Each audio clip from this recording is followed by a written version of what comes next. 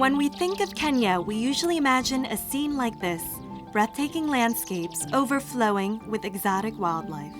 But the grim reality is that Kenya is losing its beautiful environment at a rapid rate. The United Nations says that some 50,000 hectares of forest are lost per year in Kenya. The country's forest cover has fallen below 3%, making it one of the least green countries in sub-Saharan Africa. The Embu region, situated at the foot of Mount Kenya, 130 kilometers north of the capital Nairobi, is one of the last remaining forests in the country. The main driver of Kenya's deforestation is the overconsumption of wood, the primary source of energy in its rural regions. 95% of the population here in Embu relies on firewood for cooking. 44-year-old Janet Joki is among them. She spends up to 6 hours a day under the hot sun gathering firewood, an inconceivable practice to many of us, but the daily reality for this mother of 3. This is physical work. This is 5 to 7 kilograms. Yeah.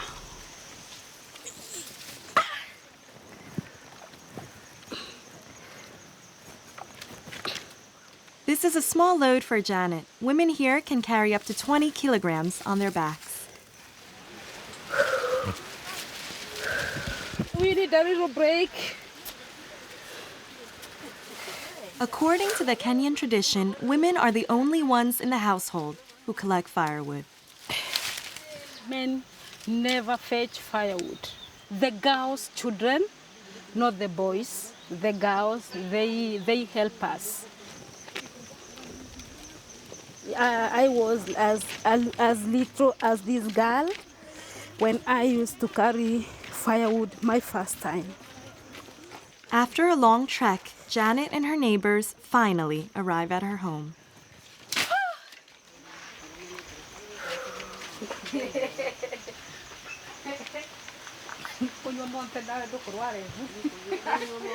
Welcome to Janet's kitchen, a simple wooden shed in her backyard that has been blackened by all the soot accumulated throughout the years. This is her stove, 3 stones placed on the ground on top of which branches are laid. The inefficient design of these traditional Kenyan stoves, called jiko in Swahili, allows both heat and smoke to escape easily. According to the World Health Organization, smoke exposure from these jikos is equal to smoking 2 packs of cigarettes a day. I breathe the smoke every single day of the year. Sometimes I'm not so healthy. My chest sometimes aches. I have chest pains. Sometimes I cough, and I have to see the doctor.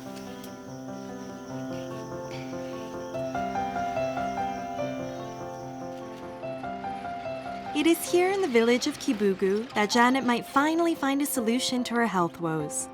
She is among the 70 people who are at this information session, organized by ClimatePal, a subsidiary of EcoAct. This Kenyan social business is proposing to replace traditional jikos by an energy-efficient model called the Hifadhi stove. Hifadhi means to preserve in Swahili. This project is being financed by Livelihoods, a carbon investment fund that supports sustainable agriculture and rural energy projects. Kamurangori kau wakavora mwangi ukinegana ava mwangi wesokotaga umaga tambo mwana ndoninda kuvuva gutilo kevuvereria kuma wakana wana ndogo yatoga vanini ogwo ekiumanita eripokaga tambo. Janet and the others are eager to inspect this revolutionary stove up close. It could significantly change their lives.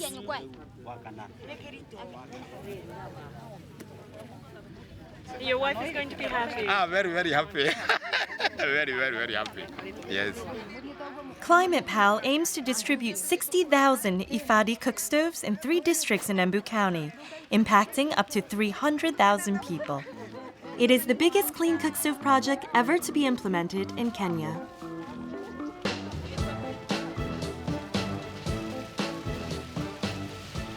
The rainy season in Kenya can sometimes make it difficult to travel around Embu.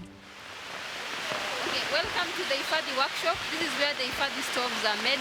So let me take you around, you see the whole process. Mercy Carraro is the quality control manager of the Hifadhi project. 35 locally employed workers produce up to 700 stoves a day at this workshop. Here what happens is that they assemble different parts of the stoves together, of the metal casing. The Hifadhi stove is made from locally sourced metal and ceramic materials. It can withstand very high temperatures and retains heat longer while cooking. Tests done by researchers at Kenyatta University in Nairobi confirm that it decreases wood consumption by 60% compared to the traditional three-stone jiko. Once the stove has been cleaned, they paint the stove before it is checked and then dispatched to the warehouse. Yes. One of the aspects I check is the grid inside, the ceramic part. They have to ensure that there are no visible cracks. So once all that is complete, then I put 1X on the stove.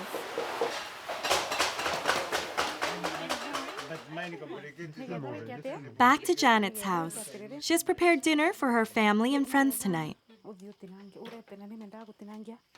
This is the last meal I will ever cook with that smoky jiko.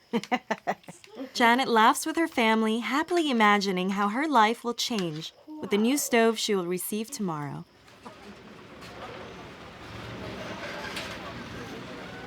The big day has finally arrived for Janet. She waits impatiently with 100 other project beneficiaries as the Climate Pal team unloads the precious cargo from this truck. We are in Kathangari village. 600 Hifadhi stoves will be distributed in Janet's village this week alone. So when your name is called, you come and get a stove. You sign here in the agreement, and then you leave with your stove. With her current income, Janet can allow herself to buy a stove without bursting her budget. I have paid only 300 shillings and it's fair. In reality, the production costs of the stove are twice that amount. But the price difference is subsidized by the sale of carbon credits expected to be obtained by this project. Livelihoods has invested 3.4 million euros in this 10-year project. The unique serial number on each stove allows Climate Pal to provide repair services. Janet returns home with her new cook stove. The mood is festive. After all, her daily life will be drastically changed from here on out. I'm excited to try this jiko now. I want to light it. It's much faster. As it gets hot, the smoke will go. Yeah.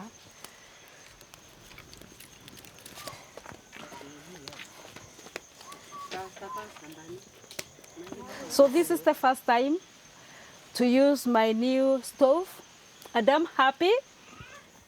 Janet has invited her friends over for lunch to celebrate the special occasion. My friends and my family, I'm happy to share with you the first food I've just cooked with my new stove. And it's delicious, so you serve yourselves.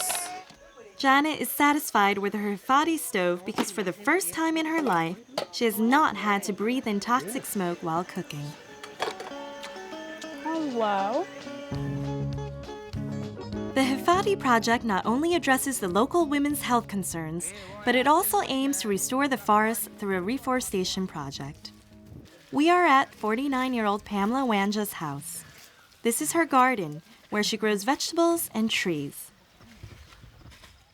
This is a gravela tree, a species that yields firewood. In the future, Pamela will be able to use the tree's branches to fuel her stove. mbere natesaga mathaa mengi muno kindu ta matano ngicaria ngũ cia kuruga no kuma mwamba njikone enyu ndumagira mairi tu gucaria ngũ na ekorwa ni mithenya iri na igitumika mikindu mithenya iri ngoragwa ne nacio oguo ni mbega. In a few years' time, when these trees have grown, Pamela won't need to travel long distances to collect firewood in the forest anymore. She will be able to do so in her very own backyard. In addition to the gravela trees, Pamela was also given fruit trees from Climate Pal. She will be able to sell the mango and avocado fruits for additional income. The Livelihoods Project will save 3 million trees and replant 2 million more. This translates to 1.5 million tons of carbon dioxide emissions sequestered by the time the project is finished in 2023. The Hifadhi project will also plant a seed of hope in the hearts of 60,000 local women and improve their livelihoods.